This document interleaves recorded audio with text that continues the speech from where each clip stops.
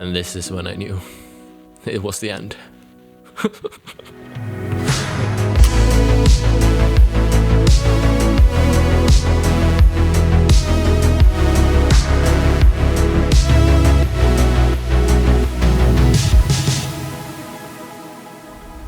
I rarely consider myself a professional 3D artist, but in some unexplained way, I have a way of making things work out in the end. I started playing around with Blender about 3 years ago, but I've used it very scarcely since. I've used it to create some music artworks here and there, but it wasn't until last summer I had my first proper animated project. We had just finished the shoot for our biggest music video project yet, and as we entered the editing process, we sadly realized we didn't have enough shots for our car scenes. The reason being, we were shooting a 5-minute music video, mostly set during nighttime in the middle of Swedish summer. And we only had 2 recording days, so the amount of dark hours simply wasn't enough. It was at this point my friend and colleague popped the question, "Kevin, what if you make it in 3D?" And I just laughed out. "Are you crazy? I can't do that. I'm a 3D amateur at best." But then as we continued in the editing process, I had that idea in the back of my head, and eventually I decided to give it a shot. I used my creativity and problem solving to get closer and closer to a decent result. In the end, by combining live action footage with animated 3D shots, I think we were able to save that part of the video.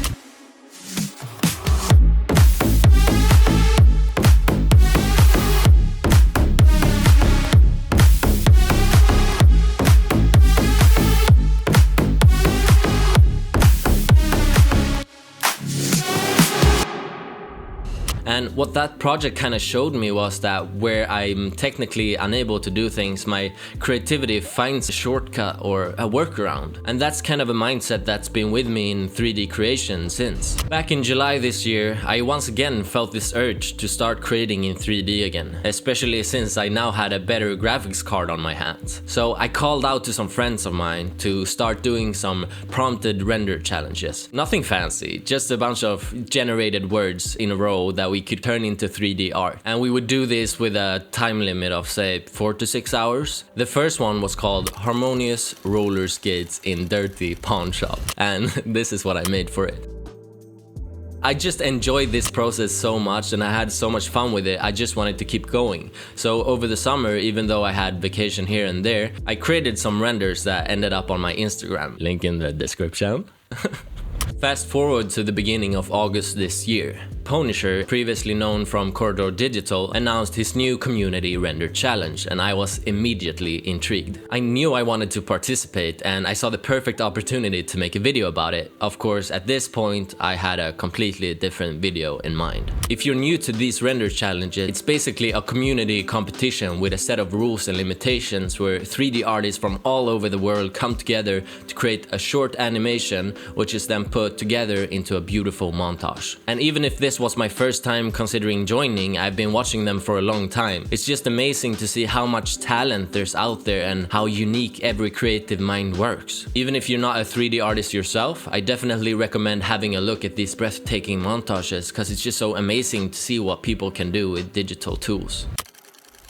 So for this challenge, the Moving Meditations, a set of motion capture recordings of Tai Chi movements were created. You then choose one of these animations, rig them to a character of your choice, and create the most amazing 3D scene around it you can imagine. You download this template project with a fixed animated camera, and you're not allowed to move the camera or the main character. It's pretty straightforward, right? Coming into this project, I had this extensive artistic vision of what kind of character I wanted to create and what kind of story I wanted to tell with it. But I had absolutely no prior knowledge on how to execute this. Only very few times had I previously dabbled in character animation, so this was definitely outside of my comfort zone. But I was ready for the challenge. Because of course I didn't want to create something mediocre. I had seen the things people created before me. I at least wanted it to be cinematic, artistic, and high quality. Even as I knew that was gonna be a really big challenge for someone like me, I was ready to walk the walk and figure it out along the way. Even though it would have been amazing to be featured in the top 100 montage, that was never my goal. It was more my own artistic vision and perfectionism that I was working towards. it was time to get started. I started by collecting some references of the kind of world I wanted to create and what kind of character I had envisioned in my mind. I then opened up Photoshop to do some simple sketching, but I realized that this is not my strongest art form. Instead, I moved over to Blender, where I started building a rough version of my scene. I wanted to create this long dystopian tunnel cave that ended in a circular white hole that would light up the scene. And I wanted the movements of the character to symbolize some form of magic spell being cast, opening this portal that I was gonna have to the right, as if the leaders of this cult or whatever gathered all these spellcasters to find the one who could finally open this mysteriously closed off portal. Yeah, that was kind of the idea that I had in my mind at least. But I knew that no matter how excited I was to keep building my scene, there was no point of any of that without my key piece, the character. And this was also my biggest challenge, but I refused to give up on my vision for the character, because without that, what would my scene be? I wanted this mysterious character with a futuristic type of robe, with layers of fabric landing on each other and moving in the air as the character was doing the Tai Chi movements. And of course, just by listening to myself, I realized what a simulation nightmare that would be for a rookie like me. I had almost zero experience with cloth simulations, but I started doing some testing in Blender, and yes, before you even say anything, I did consider Marvellous Designer, but at this point in the process, I didn't know that they had a free trial and I just wasn't ready to invest. Anyways, a lot of experimenting. I made a little bit of progress, only to have it all taken away by some unknown reason or lack of knowledge. I think there was something with duplicate vertices, armature intersecting with itself, just a lot of problems. Things were not going my way. So I started over again and again and again. Because of the complexity of what I wanted to create, it simply wasn't within reach. The only thing that I successfully managed to produce was this simple hoodie with no arms. And I mean, I was feeling kind of happy with that at the time, but at this point I knew I needed a break from the cloth simulation, so I went back to working on my scene. And finally, I could feel good about myself again. I was making some visual progress. I created this rotating stone ring thingy, added some materials to it, made some animations, and placed it in my scene. I then used similar materials and a particle system to create the main rings that would go along my tunnel. Then, once again, I used my previously created stone rings to create this portal and used a bunch of rocks to kind of tie it to the ground. As I was looking at my beautiful stone rings, I realized they needed more sass. So I used a reflection map of the material as a mask to add some emission lines, giving it this magic-y, glowy vibe. I also added some landscape inside the tunnel using the free Blender add-on Ant Landscape, and experimented a bit to make it fit my composition. But as everything comes to an end, so did my moment of peace. Because I knew that sooner or later I was gonna have to go back to the character. So at this point I tried to get the little progress I had made with the hoodie into my scene, but things were just not working out at all. The animation wasn't right, the sizing was off, the timing was off, the position was off. Nothing was working as intended. And this wasn't even the advanced simulation that I wanted for my final scene. Everything was falling apart and I was starting to lose my mind. So I had another look at Marvellous Designer, saw that they had a free trial and decided to give it a shot. I entered the software, watched a beginner tutorial, and I was like, okay, yeah, this might be it. This might be working out. And then this happened.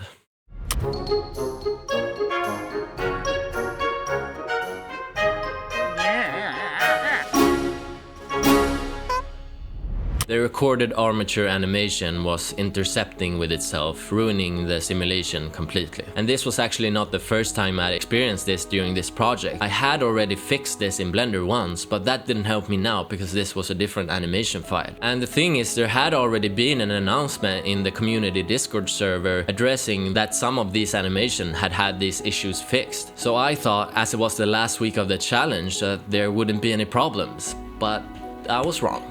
And this is where I broke down. I gave up. I threw in the towel.